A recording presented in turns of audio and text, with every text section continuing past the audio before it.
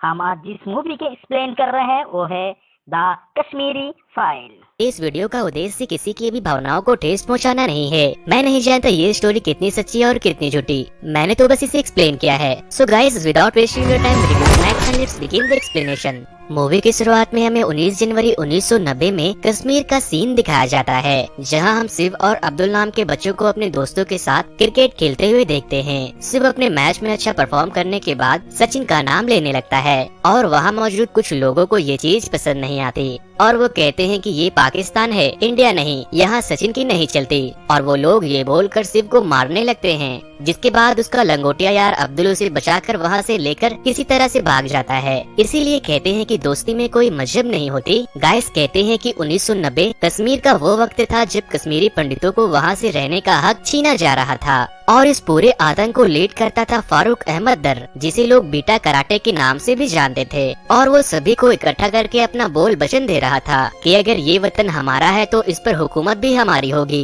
दूसरी तरफ हम एक लेडी को देखते हैं जो कि अपनी बीमार बच्ची को डॉक्टर के पास लेकर जा रही थी। तभी वहाँ मौजूद पुलिस उससे कहते हैं कि आगे मत बढ़ो, वहाँ खतरा है। कि तभी सामने से एक टेररिस्ट उस पुलिस वाले को शूट करके मार देता है और उस लेडी से कहता है कि मैं तुम्हारी बेटी की शादी अपने छोटे भाई से कराऊंगी, जिस वजह से वो लेडी उसके मुंह के ऊपर थूक देती है और वो आदमी गुस्से में आकर उसे शूट कर देता है, जिस वजह से उसकी बेटी काफी डर जाती है और जोर जोर से रोने लगती है। नेक्स्ट सीन में हम एक पंडित को देखते हैं जिसका नाम पुष्कर था और वो अपने पोते शिव को ढूंढ रहा था क्योंकि वो अब तक घर नहीं लौटा था। फिर शिव उसे मिल जाता है और वो पंडित यानी कि पुष्कर शिव और अब्दुल को साथ लेकर जा रहे थे। तभी पीछे से एक आर्मी की जीप आती है और कहते हैं कि मेरे साथ चलो क्योंकि माहौल गर्म है, तुम्हें कोई नुकसान ना पहुंचा दे। बट अफसोस वो आर्मी की जीप आधे रास्ते में ही ब्लास्ट हो जाती है। दूसरी तरफ हम पुष्कर के घर को देखते हैं जहां बीटा कराटे अपने आतंकवादी दोस्तों के साथ पुष्कर के घर में घुस आए थे और वो शिव के फादर को ढूंढ रहे थे, जिस वजह से शिव के फादर एक ड्रम में छिप जाते हैं। लेकिन तभी बीटा कराटे को उसके वहाँ छुपे होने की खबर मिल जाती है और वो उसे उसी ड्रम में गोलियों से भून देते हैं। वहाँ बैठी शिव की माँ, जिनका नाम श्रद्धा था, वो ये सब अपनी आंखों से देखकर काफी डर जाती है और तभी वहाँ पर पुष्कर भी आ जाता है, जिस पर बीटा कराटे श्रद्धा को उसके पति के खून से रंगे चावल को खाने के लिए फोर्स करता है और कहता है अगर तुमने इसे खा लिया तो मैं तुम्हें और तुम्हारे बच्चों को जिंदा छोड़ दूंगा। और फिर इसी के साथ कहानी पहुंच जाती है प्रेजेंट के डे में, जहां हम ब्रह्मा दत्ता नाम के एक आदमी को देखते हैं जो कि अभी भी कश्मीर में रह रहा था और यहाँ पर उसे मिलने पुष्कर का छोटा पोता कृष्णा पंडित वहाँ आता है, जो कि अब दिल्ली में रह रहा था। लेकिन वो अपने साथ अपने दादाजी यानी कि पुष्कर की अस्थियों को लेकर आया था क्योंकि अब उनकी डेथ हो चुकी थी। कृष्णा के वहाँ आने पर कुछ और लोग भी वहाँ आ जाते हैं जो कि पुष्कर के भी कभी दोस्त हुआ करते थे और उनके दोस्तों में थे महेश जो कि एक डॉक्टर, हरी जो अपने वक्त में डीजीपी थे और एक दोस्त जो कि एक जर्नलिस्ट था। लेकिन कृष्णा को अपने मॉम डैड के डेथ के बारे में कुछ भी पता नहीं था कि आखिर उनकी डेथ कैसे हुई थी और कब हुई। उस बेचारे को ऐसा लगता था कि उसके मॉम डैड की डेथ एक एक्सीडेंट में हो गई। और फिर इसी के साथ सीन शिफ्ट होती है दिल्ली के जेएनयू यूनिवर्सिटी में, जहाँ कृष्णा ऑडिटोरियम में बैठा प्रोफेसर राधिका के लेक्चर सुन रहा होता है। राधिका यहाँ पर बैठी बहुत सारे स्टूडेंट को भड़का रही थी कि उन्हें कश्मीर को आजादी दिलानी है और कश्मीर को इंडियन गवर्नमेंट से खतरा है। और ये उसी टाइम की बात है जब आर्टिकल 317 को कश्मीर से हटाया गया था, लेकिन बहुत सारे लोग इसके अगेंस्ट थे, including professor Radhika. Professor Radhika को भी ऐसा लगता है कि कश्मीर को इंडिया का पार्ट नहीं होना चाहिए था और वो ये भी बताती है कि 1990 में कोई भी जेनोसाइड नहीं हुआ था और न ही किसी पंडित को मारा गया था। और उसकी बातें सुनते सुनते कृष्णा को भी ये सब सच लगने लगता है, जिसके बाद कृष्णा अपने कॉलेज के प्रेसिडेंट इलेक्शन में खड़ा होता है और इसी चीज का फायदा उठाते हुए राधिका कृष्णा को मैनिपुलेट करके अपने साइड करते जा रही थी। और फिर सीन एक बार फिर से पास्ट की तरफ चेंज होती है और हमें 1918 का सीन दिखाया जाता है, जहाँ पुष्कर ब्रह्मा दत्ता से मिलने जाता है क्योंकि वो एक IAS ऑफिसर था। वो उसे बोलता है कि कश्मीरी पंडितों को प्रोटेक्शन की काफी जरूरत है और खास करके मेरे बेटे को, क्योंकि उसके बेटे को बीटा कराटे ने इंडियन पुलिस के मुखबिर करार दिया है, यानी कि हिंदुस्तानी जासूस। ये सब सुनने के बाद ब्रह्मा दत्ता कहता है कि ठीक है, मैं कुछ करता हूँ। फिर ब्रह्मा दत्ता और पुष्कर रास्ते में जा रहे थे तो पुष्कर उतरकर सब्जी लेने लग जाता है तो वो सब्जी वाला पुष्कर को पैसे रिटर्न करते वक्त उसे पाकिस्तानी करेंसी दे देता है, जिस पर पुष्कर को ये बात अच्छी नहीं लगती। तो वो सब्जी वाला कहता है कि जिस कंट्री में रहोगे उसी की करेंसी मिलेगी ना। ये सब देखकर ब्रह्मा को काफी गुस्सा आता है और वो उसे जेल में बंद करवा देता है। जिसके बाद ब्रह्मा वहाँ के सीएम से पंडितों की सेफ्टी के बारे में बात करने जाता है, जिस पर सीएम उसे ही दोषी करार देते हैं और कहते हैं कि तुम यहाँ के आईएएस हो और शांति बनाए रखना तुम्हारा काम है। सीएम उसके बातों को इग्नोर करके आगे बढ़ जाता है और तभी हम देखते हैं कि सीएम बीटा कराटे से कुछ बात कर रहा था। इसका मतलब आप ये समझ ले कि सीएम खुद बीटा कराटे से मिला हुआ है। और फिर इसी के साथ सीन शिफ्ट होती है प्रेजेंट के डे में, जहाँ पर ब्रह्मा की वाइफ कृष्णा को उसके मॉम डैड की तस्वीर दिखा रही थी, क्योंकि कृष्णा ने आज तक उन्हें नहीं देखा था। बिकॉज जब वो लोग कश्मीर से भागे थे तो उनके पास इतना भी वक्त नहीं था कि वो लोग अपने साथ कुछ सामान ले जा पाते। अब यहाँ पर ब्रह्मा जेनोसाइड के बारे में कुछ बोलता है तो कृष्णा उसे बोलता है कि कोई भी जेनोसाइड नहीं हुआ था, ये सब बस एक र्यूमर है। और उस रात 5 लाख कश्मीरी पंडित नहीं बल्कि सिर्फ 2 लाख कश्मीरी पंडित कश्मीर छोड़कर निकले थे और उन्हें मारने वाले भी आर्मी के लोग ही थे। और वो कश्मीर के लोग जो टेररिस्ट बन रहे हैं उनका जिम्मेदार भी हम लोग ही है। अगर आप उनके बच्चों को जीप से बांधकर घसीटोगे और एक की वजह से सभी को टेररिस्ट बुलाओगे तो जाहिर सी बात है कि वो लोग टेररिस्ट ही बन जाएंगे। ब्रह्मा को कृष्णा की ये सब बात सुनकर काफी गुस्सा आ जाता है और फिर वो कृष्णा को फ्लैशबैक में ले जाता है और स्टोरी एक बार फिर पहुंच जाती है उसी रात में, जब बीटा कराटे श्रद्धा को उसके पति के खून से लिपटे चावल खाने को बोल रही थी। श्रद्धा अपने बच्चों को खोना नहीं चाहती थी, इसीलिए वो उस चावल को खा लेती है। जिसके बाद वो टेररिस्ट अपने वादे को पूरा करते हुए उन लोगों को उसी हाल में छोड़कर वहाँ से चला जाता है। जिसके बाद पुष्कर ब्रह्मा को कॉल करके बताता है कि उन जालिमों ने मेरे बेटे की गोली मारकर हत्या कर दी है। और वो ये भी कहता है कि जब पूरे इंडिया के साथ भी ऐसा ही होगा तब याद रखना कि तुम भी उन्हीं लोगों में एक होगे जिनकी वजह से ऐसा हो रहा होगा। फिर पुष्कर अपनी बची हुई फैमिली के साथ एक ट्रक में बैठकर वहाँ से दूर जगह चला जाता है और फिर वो लोग कश्मीर से थोड़ा दूर टेंट में रह रहे होते हैं। वहाँ पर उनके जैसे हजारों लोग थे जिन्हें इंडियन आर्मी ने उन टेररिस्ट से बचाकर लाया था। अब जब वो लोग अपने शहर, अपने घर, पैसा सब कुछ छोड़कर भागे थे तो उन लोगों के पास ना ही खाने को खाना था और ना ही पीने को पानी। थोड़ा बहुत खाना आर्मी के लोग अरेंज कर देते थे। वो लोग एक वक्त में आधा पेट खाना खाया करते थे। अब वो लोग बस इसी आस में जी रहे थे कि एक दिन हम लोग वापस अपने घर जरूर जाएंगे। कुछ दिन उसी टेंट में बिताने के बाद पुष्कर की आईसाइट धीरे धीरे कम होने लगी थी और फिर एक दिन उन सभी से मिलने आईएएस ब्रह्मा वहाँ आता है, जो कि अब आईएएस ऑफिसर से प्रमोट होकर होम मिनिस्टर एडवाइजर बन चुका था। और यहाँ पर उसके साथ साथ होम मिनिस्टर भी आते हैं। जिसके बाद वहाँ मौजूद जो सारे लोग कश्मीर से भागकर आए थे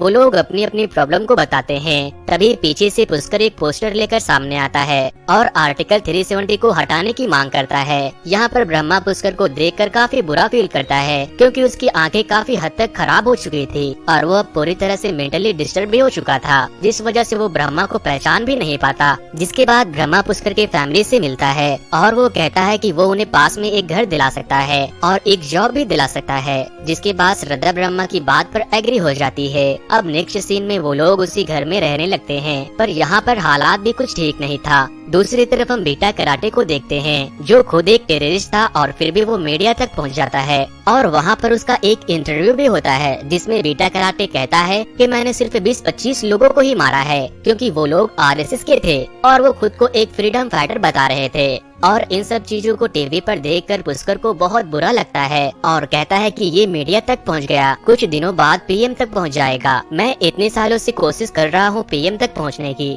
फिर धीरे धीरे करके पुष्कर अपनी जिंदगी की आखिरी सांस ले रहा था। मरने से पहले वो कृष्णा से ये रिक्वेस्ट करता है कि उसकी अस्थियों को उसके कश्मीर वाले घर में ही फैलाया जाए और यही उसकी आखिरी ख्वाहिश है। अब इसी के साथ स्टोरी फिर से पहुंच जाती है प्रेजेंट के डे में, जहां ब्रह्मा कृष्णा को ये सब बातें बता रहा था। कृष्णा ये सब सुनकर समझ जाता है कि प्रोफेसर राधिका उसे गलत चीज बता रही थी और तो और उसने कृष्णा को ये भी बोला था कि तुम कश्मीर जाने के बाद बीटा कराटे से जरूर मिलना। फिर नेक्स्ट सीन में पुष्कर के सारे दोस्त कृष्णा को पुष्कर के घर में ले जाते हैं, जहाँ पर उनके शिव जी के मंदिर से शिव जी को हटा दिया गया था और वहाँ पर वही झंडा लगा दिया था जो कि 30 साल पहले आतंकवादियों का झंडा हुआ करता था। फिर वो लोग उस झंडे को वहाँ से हटा देते हैं और फिर कृष्णा अपने अपने दादाजी यानी कि पुष्कर की अस्थियों को उसी घर में बिखेर देता है। और अब फाइनली इसी तरह पुष्कर की अंतिम इच्छा पूरी हो जाती है और उसके सोल को शांति मिल जाती है कि वो अपने घर कश्मीर वापस आ चुका है। वहाँ के सारे काम को निपटा कर कृष्णा एक आदमी के साथ बीटा कराटे से मिलने जाता है